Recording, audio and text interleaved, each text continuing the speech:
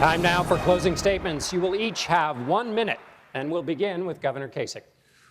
Well, I want to thank the people of South Carolina. You've been fantastic. And look, what I want you to know is I'm going to send a lot of power, money, and influence back to where we all live. But as I've traveled around South Carolina, I've noticed something. You know, it's that people have a sense that you're not going to wait on a president. You know, when I was a kid, we didn't wait on presidents to come to that little blue-collar town and fix things. You know, the Lord made all of us special.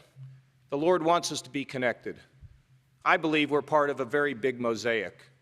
And I'll send the power back. And whoever gets elected president here, hopefully we'll take care of the issue of jobs and wages and Social Security and the border. But the spirit of America rests in all of us. It's in our guts. It's taking care of our children. It's taking care of the lady next door who just lost her husband. It's fixing the schools where we live and telling kids to stay off of drugs. You see, I think what the Lord wants is for us to engage. And in America, the spirit of America doesn't come from the top down. The spirit of America rests in us. And I want to call on everyone in America to double down and realize that you were made special to heal this country and lift it for everyone. Thank you all very much, and I hope I can have your vote in South Carolina. Dr. Carson, you're next. This is the first generation not expected to do better than their parents. Some people say it's the new normal, but there's nothing normal about it in an exceptional American. I, like you, am a member of We the People, and we know that our country is heading off the cliff. Joseph Stalin said, if you want to bring America down, you have to undermine three things: our spiritual life, our patriotism, and our morality. We the people can stop that decline, starting right here in South Carolina. If all the people who say, I love Ben Carson and his policies, but he can't win, vote for me, not only can we win, but we can turn this thing around. You know, we have this manipulation by the political class and by the media telling us who we're supposed to pick and how we're supposed to live. We, the people, are the only people who determine that.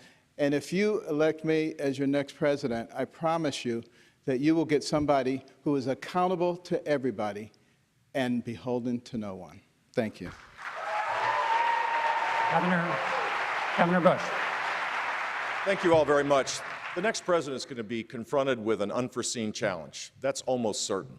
It could be a pandemic, a major natural disaster, or an attack on our country. The question for South Carolinians and Americans is, who do you want to have sitting behind the big desk in the Oval Office?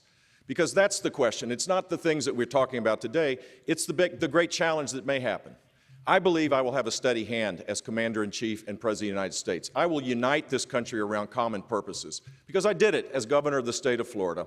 When I was governor, we had 8 hurricanes and 4 tropical storms in 16 months.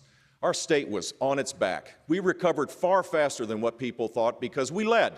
We ran to the challenge rather than cutting and running. That's what we need in Washington, D.C. We need someone with a servant's heart that has a backbone that isn't going to focus on polls and focus groups, is going to focus on the American people to keep them safe and secure. I ask for your vote next Saturday. Thank you, Governor. Now, Senator Marco Rubio. Thank you. Thank you for watching tonight. This is a difficult time in our country. Our economy's flat. It's not creating the jobs it once did. People struggle living paycheck to paycheck. Our culture's in trouble. Wrong is now considered right, and right is considered wrong. And all the things that once held our families together are now under constant assault. And around the world, America's reputation's in decline. Our allies don't trust us. Our adversaries don't fear us. Iran captures our sailors and parades them before the world on video. These are difficult times. But 2016 can be a turning point. That's why I'm running for president. That's why I'm here today to ask you for your vote.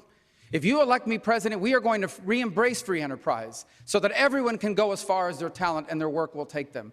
We are going to be a country that says that life begins at conception and life is worthy of the protection of our laws. We're going to be a country that says that marriage is between one man and one woman. And we are going to be a country that says the Constitution and the rights that it talks about do not come from our president, they come from our Creator. And we are going to be loyal to our allies like Israel, not enemies like Iran. And we will rebuild the U.S. military so no one will dare test it. Vote for me. I will unify this party. I will grow it. We will win this election, and we will make the 21st century a new American century.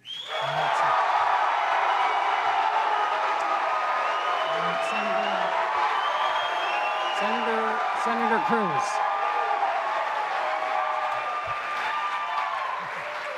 Senator Cruz, your closing statement. South Carolina, you have a critical choice to make. Our country literally hangs in the balance. Do you want another Washington dealmaker who will do business as usual, cut deals with the Democrats, grow government, grow debt, and give up our fundamental liberties? Or do you want a conservative, a proven conservative who will stand and fight with you each and every day? Listen, repealing Obamacare is not going to be easy. Passing a simple flat tax and abolishing the IRS is not going to be easy, but if we stand with the American people, we can do it. And today we saw just how grave the stakes are. Two branches of government hang in the balance, not just the presidency, but the Supreme Court.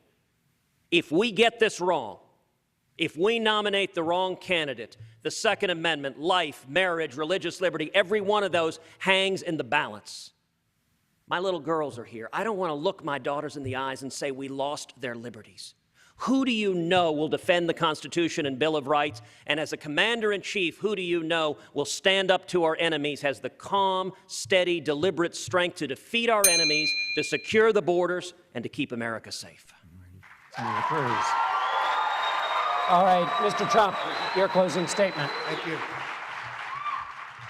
Politicians are all talk, no action. You've seen where they've taken you to. We owe $19 trillion right now. It's going to be increased with that horrible budget from a month ago that was just approved by politicians. We need a change. We need a very big change.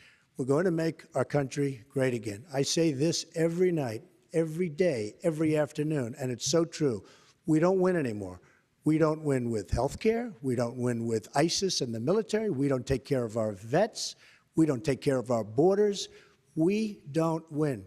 We're going to start winning again. We are not going to be controlled by people that are special interests and lobbyists that everybody here has contributed to. And you know what? They do exactly what those folks want them to do. We're going to make our country great, and we're going to do the right thing. I'm working for you. I'm not working for anybody else. Thank you very much. All right, Mr. Trump. We'll be back with a few final thoughts in a moment.